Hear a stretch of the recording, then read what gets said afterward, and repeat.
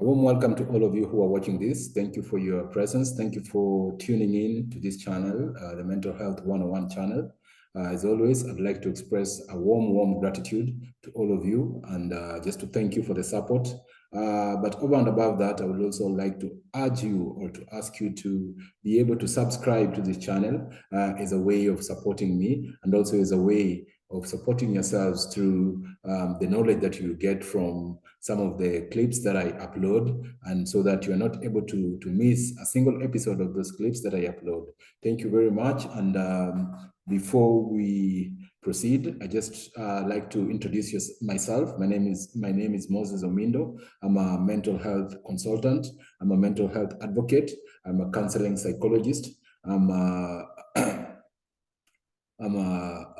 self-published author, blogger, podcaster, and as always, your favorite YouTuber. So today's topic is about reparenting yourself, which picks up from the previous episode where we were talking about the inner child. And specifically what came to light was that the inner child can fall into two categories. Either it can be a wounded inner child or a healthy inner child. So this episode today will be branching from the concept of the wounded inner child. As you all know, we had itemized some of the signs and symptoms of a wounded inner child.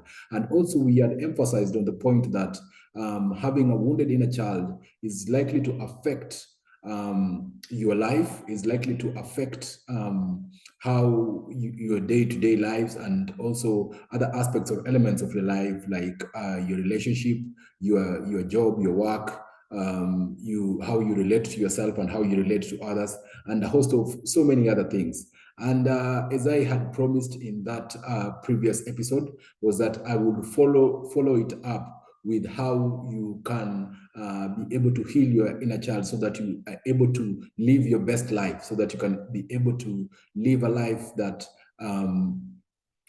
you'd enjoy, a life that is productive, a life that you'd look forward to each and every day. Is also a way to, support yourself mentally, support yourself emotionally, and if you support yourself mentally and emotionally, of course, it has to reflect in other areas of your life as well. So without further ado, just a quick recap. I had reiterated that the most effective way of dealing with your inner child, inner wounded inner child, was by talking to someone, and I had highly recommended talking to a professional who would help you through. But then again, as you talk to a professional, you need also to support yourself in many ways. You need to support yourself. The professional can only do as much. The question then is, what are you doing to help yourself? Added to what a professional is helping you and coaching you through, and helping you to process some of the past elements of a wounded inner child. So I'll just jump right into it and say that it is important as a way or as a technique of healing an inner child to reparent yourself. And so how do you reparent yourself?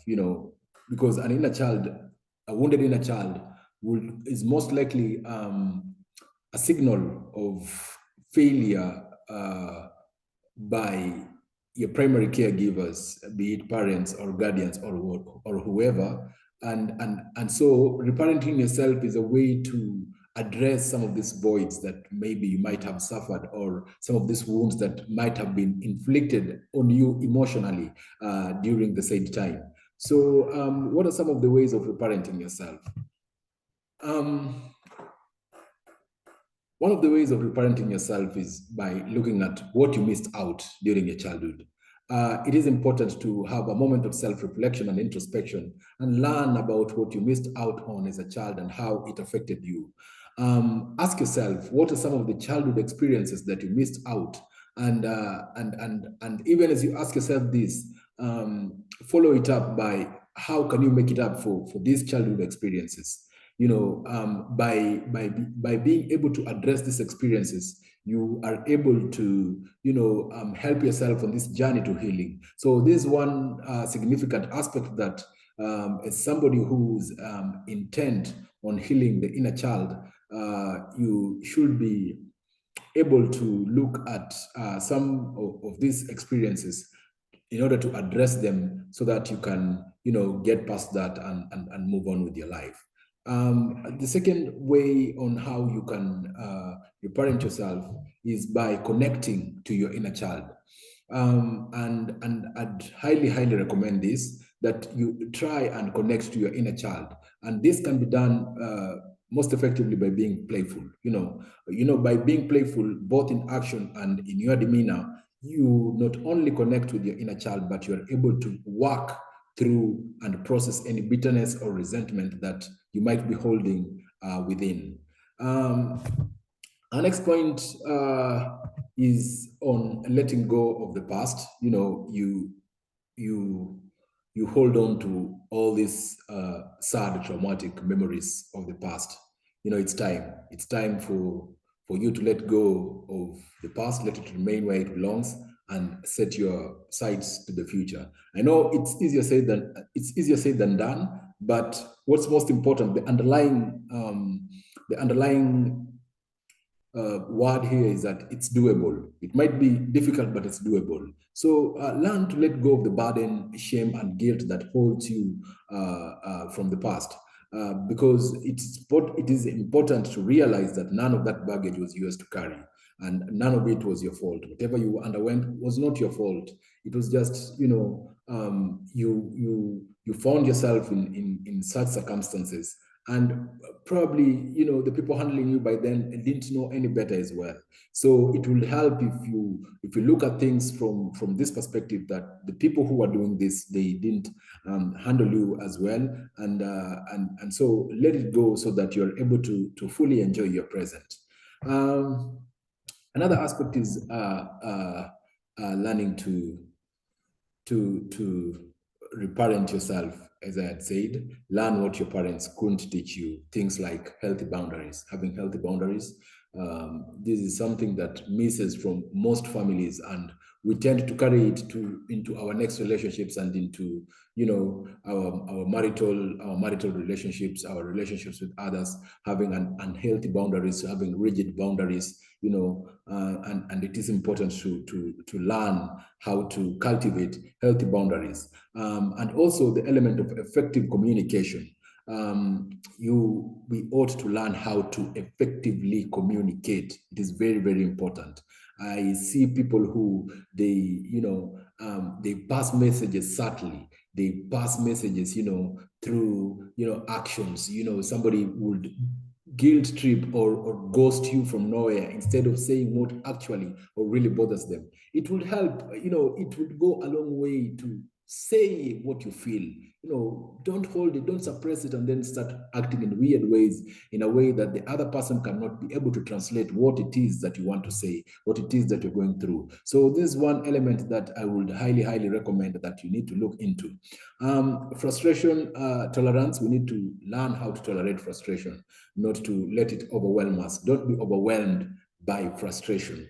Never be overwhelmed by frustration. This is something that I would ask of you and from you, that you learn that obstacles sometimes are there. It is part of life. It is just part of the process.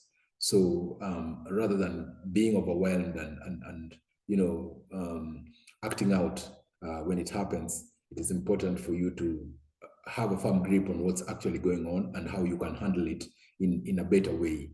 Also, show some self-compassion to yourself. Some of us come from families where getting adequate compassion from our parents, from our siblings, was something not common. And so at this point, I would just like to ask you to learn to have some self-compassion, have some compassion for yourself. It is important that you do. Also, learn to assure yourself.